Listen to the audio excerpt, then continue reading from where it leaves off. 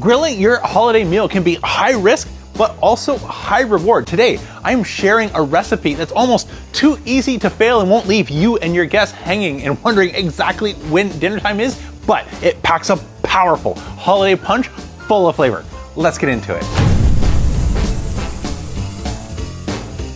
Personally, I'm a ribeye man myself, but when I saw prime rib ribeyes costing nearly double the price of today's tenderloin, I knew I was having a change of course for this year's holiday cook. I typically find you don't get a lot of flavor with tenderloin, one of the reasons that I'm not a huge fan, but we've got a couple simple upgrades that are going to turn this from blah into an absolute holiday classic and solve for a couple other problems that some other holiday meals can run into. Things like turkey can be a little bit of a wild card in terms of when they reach their ideal doneness, and getting them off the grill onto the plate while the skin is nice and crispy and everything is hot can be a little bit more challenging if you are brand new to grilling and smoking and trying to get everything done at an exact moment in time when your friends and family are ready to eat. Plus, with a prime rib roast, you sometimes run into a challenge where I love my steaks medium rare and don't understand why there's other options. This is not a common opinion across the entire dinner table. So if you've got friends on either side of the table that like a little bit more variety in their doneness, this recipe is going to make this easy peasy for turning out something that everybody is happy with. So this recipe is going to be a couple things. One, it's going to look like $1,000,000. Two, it's going to taste absolutely amazing. And three, it's not going to have you pulling out your hair more worried about your cook than enjoying the holidays with your friends and family. So the first order of business, since I've already given an overnight salt brine to today's beef tenderloin yesterday before joining you present day, is to get a small hot coal bed going for our sear, and then I can show you the technique that we're going to use to braid the tenderloin. So firing up our big green egg is going to look like almost every other Kamado cooking video that I've shared, where we shake out our kick ash basket into our can, dump those ashes so we are nice and clean, ready to go, add some fresh Fogo, and then use my Grill Blazer grill gun to bank those coals to the back, fire it up after adding a few fresh coals. I'm looking for about the amount of coal here that I would go for a rotisserie cook with our coals banked to the back. This is so that we can get all of them fully activated and burning nice and hot so we can get an amazing caveman sear. Earlier this year, I did a head-to-head 4-way sear battle and the caveman rose to the top for the most flavor. And this is going to be the first order of business on getting some char and texture on our braided tenderloin. But the key difference here, you may see behind me, is that I've left our dome open. One of the challenges with any ceramic Kamado is how do you get the temperature back down from 700-800 degrees to our 250 degree Fahrenheit target temperature a little bit later on. And part one is going to be not overheat soaking the dome if we don't need to, which is why I've got it open for this stage. And secret number two, I'll show you a little bit later on, where we add some more fresh charcoal as well as our ceramic heat deflectors, which is going to bring us down nice and quick and easy so that we can continue on with our indirect cooking portion. Now we've got our grill fired up, let's go back to the kitchen and start to work on the process of braiding and our first application of flavor with a modified Ultimate SPG dry rub. So I'm gonna start, this is 2 tablespoons of fresh cracked black pepper. We're gonna go all the way to 6 tablespoons. I'll take it fast forward while I do this 2 more times. Perfect. So this is normally where we would start going for about 4 tablespoons of Diamond Crystal Kosher salt and then 2 tablespoons of Lowry's, but trust me when I say you've been warned to skip that part. So we're gonna jump straight down the list to some paprika. Go for about 1.5 tablespoons. A 1/2 tablespoon of cayenne. I'm using my pepper cannon. I know from measuring it before that the fill line is 2 tablespoons, but regular measuring cups or spoons will do just fine. Or if you wondered how I'm guessing the measurements, that's what we're doing. Add in our paprika and cayenne. Next, we're gonna do 1 tablespoon of granulated onion and 1 tablespoon of granulated garlic powder. And trust me, we're gonna get a little bit more garlic in just a second. Here's the extra garlic. So this is the coarse grain stuff you can find at Costco if you're lucky. Otherwise, Walmart carries it along with some grocery stores, but we're gonna go for 2 full tablespoons. Get a little bit of texture. Same thing with some red pepper crushed flakes. Give that a good shake. And our salt-free rub is ready. Okay, I got everything out that we're gonna need for this step, which includes a binder. You can use anything for a binder. Some grocery stores even sell a truffle-infused olive oil. I actually have some truff hot sauce left over, which I think goes great for beef, but you don't need to go for that if you find a less expensive truffle-infused option. And then I still have from a previous cook a little bit of my Ultimate Texas SPG salt, pepper, garlic rub, minus a very important part, the salt. And we're not going to use the salt in this recipe since I've already salt dry brined this. As well, if you have some guests that are attending that don't like as much salt, you can customize it on the table with some finishing salt and get a little bit of extra pop. But the dry brine is going to give us the amplified beef flavor without so much salt. And this is a bit of a concern when we get down to the thinner part of the tenderloin here. The Ultimate SPG rub can be a little bit salty, and if we have thin little strips, it can be overpowering, and that's almost all you're gonna taste. So that's why I've modified that. But to start, we're gonna straighten everything out, and I'm going to do best effort at trying to trace out 3 strands. And so to do that, we're gonna come along sort of on a V-shape angle on this side, a V-shape angle on this side, and that'll give us about 3 equal pieces. Okay, so now we've got that into about 3 equal pieces. I'm gonna add just a little bit of binder and then add some of our dry rub before we start to work on braiding this roast. Don't need much of this, just a couple drops here and there as a smear. Give us a bit of a binder. Add some of our rub.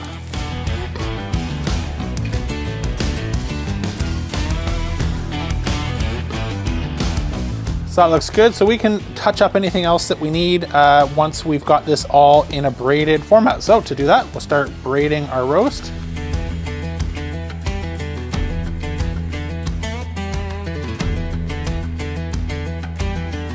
Okay, I've just tied off the tail section, which we'll remove later, as we will also remove some skewers just to give it some structure for this next little bit while we're handling everything. Add a touch more rub just to correct anything that got messy while we were trussing and skewering our roast for some shape. Let's go sear. Okay, our coal bed is looking good. I'm just gonna break that down so we've got a little bit more surface area to work with. You want white ashed over coals, exactly what we have here, in order to get a great Maillard reaction. Grab our tenderloin, and thinking in a second, as soon as I finish recording, I don't want these sticks to all burn up, so I just opted for a little bit more trussing. They still may burn, but I just want a little bit to help hold the shape while we do our first sear. In we go.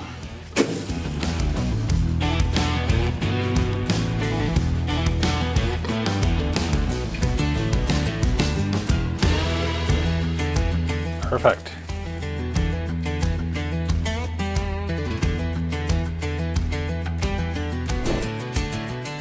Okay, so now that we got our roast off, time to cool this down. Let's add some fresh coal. Covering the coal is one of the quickest ways to get heat out of your Kamado grill. Drop in our expander, deflector plate, second deflector, close our dome, and adjust our vents.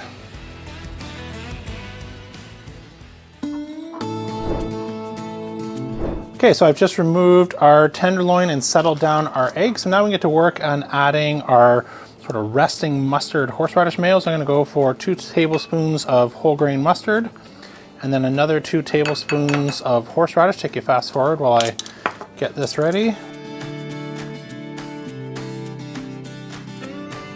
That's what it should look like. Brush this on, we'll still got some heat in it, and then we get to work on our duxelle. We'll put this on all sides.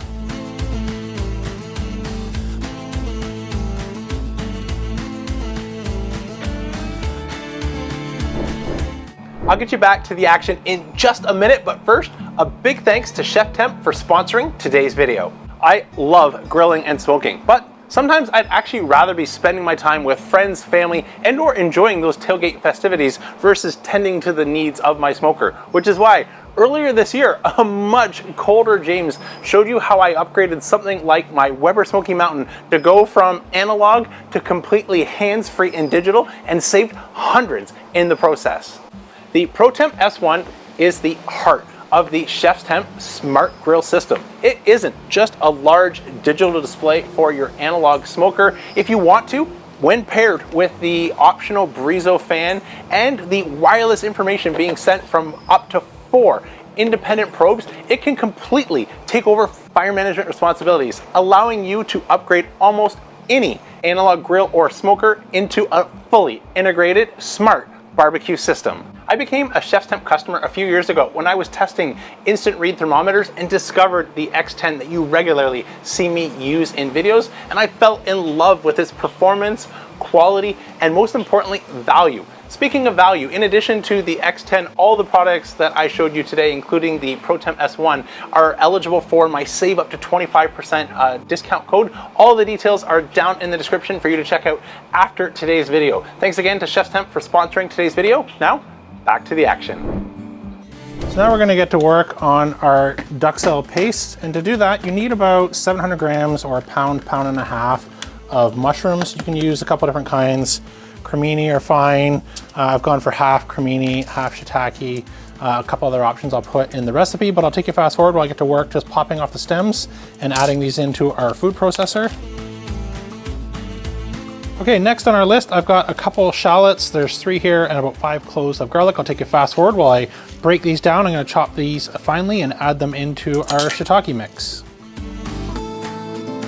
Okay, that looks good. I've got a little bit of water just to help make sure this fully incorporates. This will evaporate off once we hit our saucepan with some heat, and then we'll add our other ingredients. Take you fast forward while we get this fully incorporated and broken down.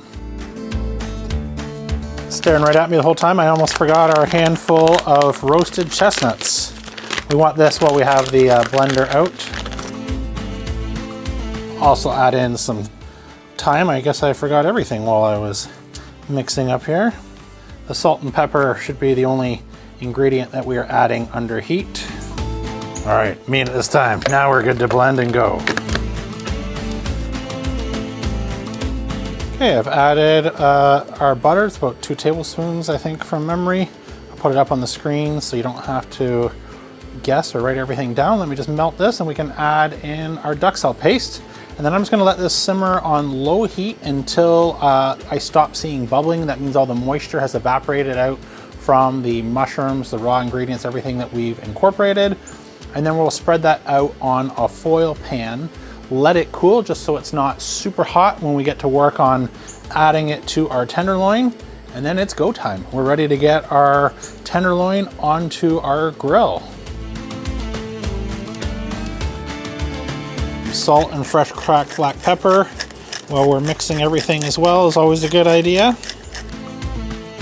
This is Malden's smoked sea salt. If you're following along, you'll notice the bigger texture versus the diamond crystal that we use for our dry brine. This will also be part of our finishing salt. Oh, those aromas, they smell good.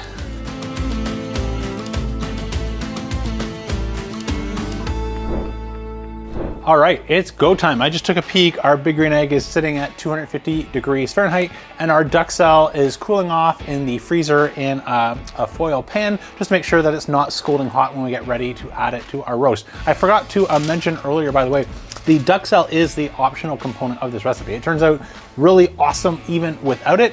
If you happen to either be looking to save a little bit of time and energy, you could skip that, and or you don't like mushrooms, that's also a good reason to skip a Duxelles. I myself happen to be a fun guy. So let's grab our Duxelles. We're going to slather it on aggressively, install some meter probes, and get it cooking at 250 degrees indirect on our extra large big green egg.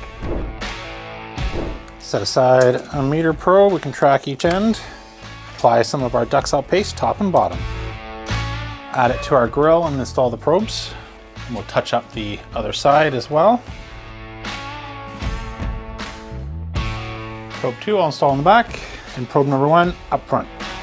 Get cooking. Well, I know some of you at this point are asking, what about smoke? We haven't added any wood chips. I generally, for holiday roasts on turkey and mild cuts like tenderloin, don't like to go for a lot of smoke, as it can very easily overpower everything else that we've added. But if you've been around for a while, you know I'm a huge fan of what I'll call herb smoke bombs, which is some rosemary, sage, and thyme mixed together in a bundle that we can add either directly into our fire. In a case on a Kamado like my Big Green Egg extra large behind me, I can slide this directly underneath into the kick ash can where all of those hot coals and embers are falling along, and get some supplemental aromatic smoke. This shows up in a wonderful way, and since a lot of the herbs and things like that that we would otherwise add can burn on the outside, this is a great way to get a bit of that aromatic holiday flavors and scents coming off whatever type of roast that you may be cooking.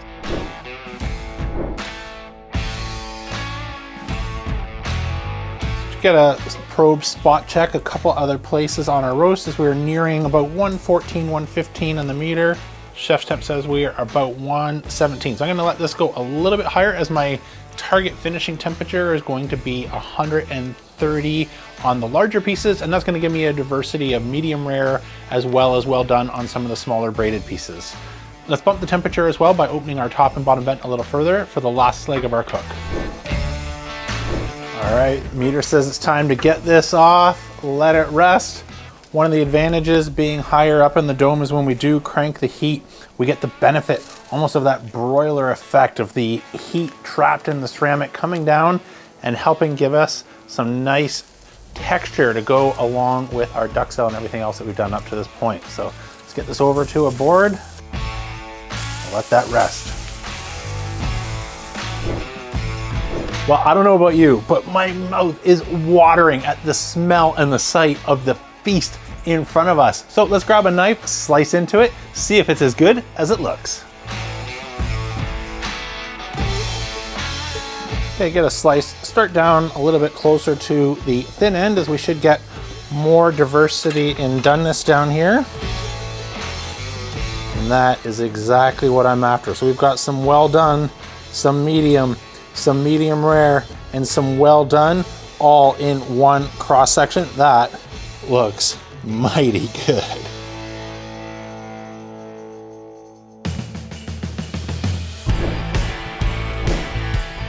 Well, the daylight may be fading fast, but that's not going to stop us from enjoying what looks like a perfect Christmas roast. I've got a couple slices. Let me slice into them, some finishing salt if we need a little extra pop. Let's see how we did. Make sure we get a nice piece with some of our duxelle crust. Cheers. That's ridiculous. That is fantastic. Let's try another piece with some of our finishing salt. Try one more. Cheers. Wow, I didn't think it could get any better. Finishing salt makes everything even better than before. This is my favorite beef tenderloin. It's got everything that we want. It's got crust packed with seasonal flavors, whether it's the roasted chestnuts, the mushroom duxelle, a little bit of that mustard and horseradish binder, everything coming together with the fresh aromatic smoke bombs.